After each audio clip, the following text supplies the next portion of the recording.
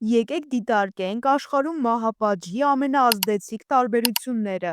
Ձեզ սպասում է շատ անսպասելի և հետաքրքիր տեղեկություն։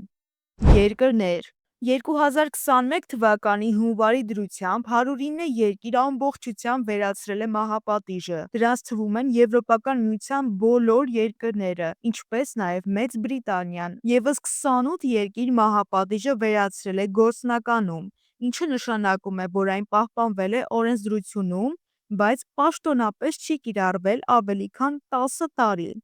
Դրանց թվում են Ռուսաստանի Դաշնությունը, Մյանման, Մարոկոն, Ալժիրը, Քենիան և որքան է զարմանալի է Հարավային Կորեան, երկիր, որը հայտնի է K-pop-ով և K-դրամաներով, բայց ոչ մի դեպքում K-մահապատիժներով։ 8 երկրներում մահապատիժը նախատեսված է ծանր, օրինակ ռազմական հանցագործությունների համար, և վերջերս այդ երկրներում եղել են ապստամբություններ գործող ռեժիմների դեմ։ Սակայն ամենազարմանալին այն է, որ 55 երկիր դեռևս թույլատրում է մահապատիժը օրենսդրության շրջանակում։ Եթե դատենք աղմկահարույց լուրերից, կարելի է մտածել, որ բացի արդեն նշված ԱՄՆ-ից, դրանք հիմնականում խիստ ռեժիմով հայտնի երկրներ են։ Բայց արժե նշել, որ ոչ բոլոր եվրոպական երկրներն են վերացրել մահապատիժը։ Բելարուսում, որտեղ գործում է ավտորիտար ռեժիմ, կառավարությունը կիրառում է իր պատժիչ իշխանությունը քաղաքական անկարգությունները ճնշելու համար, և մահապատիժը լուրջ խոչընդոտ է եղել երկրի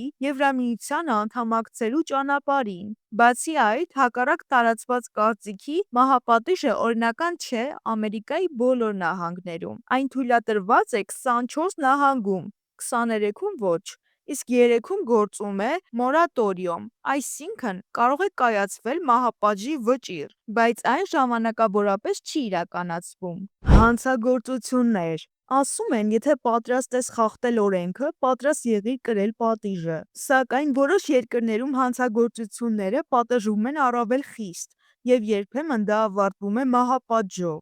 ԱՄՆ-ում կա 42 ծանր հանցագործություն, որոնք կարող են պատժվել մահապատժով։ Առաջինը սպանությունն է։ Կան նաև հատուկ դեպքեր, օրինակ գնացքի դիտավորյալ վթարեցում կամ վտանգավոր առարկաների ուղարկում, որոնք հանգեցնում են մահվան։ Ավելի ոչ ակնհայտ հանցագործություններն են լրտեսությունը կամ պետական դավաճանությունը, որոնք դիտարկվում են որպես պատերազմ կառավարության դեմ, քանի որ դրանք սպառնում են ազգային անվտանգությանը, հատկապես պատերազմի ժամանակ։ Ճապոնիայում մահապատիժը կիրառվում է միայն այն դեպքում, երբ հանցագործությունը համապատասխանում է Նագայամայի 9 չափանիշներին։ Դրանք ներառում են դաժանության աստիճանը, շարժառիթը, զղջումը և զոհի ընտանիքի զգացմունքները։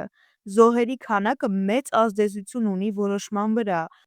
Ուստի սովորաբար մահապատիժը նշանակվում է սերիական մարդասպաններին։ Հյուսիսային Կորեայում օրենքներն ավելի խիստ են։ Պետության դեմ հանցագործությունները համարվում են ամենածանրը։ Բացի սպանությունից և պետական դավաճանությունից, նույնիսկ կեղծարարությունը, մաքսանենգությունը կամ անորոշ ձևակերպված ծանր խախտումները կարող են պատժվել մահապատժով։ Նիգերիայի հյուսիսային 12 մահմեդական նահանգներում գործում է շարիաթի օրենքը, և մահապատիժ կարող է նշանակվել շնության, համասեռամոլության կամ աստվածանենգության համար։ Սաուդյան Արաբիայում շարիաթի օրենքներն ավելի խիստ են, և նույնիսկ կախարդությունը կարող է պատժվել մահապատժով։ Պայմաններ Մահապատժի դատապարտվելուց հետո կալանավորի կյանքը կտրուկ փոխվում է։ ԱՄՆ-ում մահապատժի խցերում նրանք ապրում են մոտ 5 քառակուսի մետր տարածք ունեցող խցերում։ Նրանք դուրս են գալիս օրական ընդամենը 1 ժամով, իսկ մնացած 23 ժամը անցկացնում են մեկուսացված։ Ճապոնիայում խցերը մի փոքր ավելի մեծ են, ավելի քան 7 քառակուսի մետր, բայց մահճակալ չկա, այն ծալովի է։ Ամեն ինչ խցում կլորացված է, որպեսզի կալանավորը չվնասի իրեն։ Նրանք ունեն օրական 3 սնունդ և կես ժամ մարզանք։ Հնդկաստանում պայմանների մասին քիչ տեղեկություն կա, սակայն նախկին կալանավորների պատմությունները նկարագրում են ծանր պայմաններ. Բարձր ջերմաստիճան, խիստ մեկուսացում։ Վիետնամում որոշ դեպքերում կալանավորի ոտքը շղթայված է խցին։ Սպասում ԱՄՆ-ում դատապարտյալները միջինում սպասում են 22 տարի, մինչև մահապատժի իրականացումը։ Այդ ընթացքում մոտ 25%-ը մահանում է բնական պատճառներով։ Ճապոնիայում դատապարտյալները հաճախ չեն իմանում իրենց մահապատժի օրը, մինչև այն գալիս է։ Չինաստանում միջին սպասման ժամանակը մոտ 50 օր է։ Բելարուսում դատապարտյալին կարող են տեղեկացնել մերժված բողոքարկման մասին ընդամենը 2 րոպե առաջ։ Վերջին ընթրիքը։ ԱՄՆ-ում դատապարտյալները հաճախ կարող են ընտրել իրենց վերջին ընթրիքը որոշ սահմանափակումներով։ Ֆլորիդայում այն կարող է արժանալ մինչև $40, Օկլահոմայում մինչև 15, սակայն Տեխասում 2011 թվականից հետո այլևս թույլատրված չէ ընտրել վերջին ընթրիքը։ Այլ երկրներում նման ավանդույթ հաճախ չկա։ Օրինակ, Ինդոնեզիայում հատուկ ընտրություն սովորաբար չի տրվում, իսկ Մալազիայում վերջին ընթրիքը բաղկացած է սահմանված մթերքներից։ Բացառություններ։ ԱՄՆ-ում մոտավոր հաշմանդամությունը կարևոր գործոն է մահապատժի հարցում։ Որոշ նահանգներում IQ-ն 70-ից ցածր լինելու դեպքում մահապատիժ չի կիրառվում։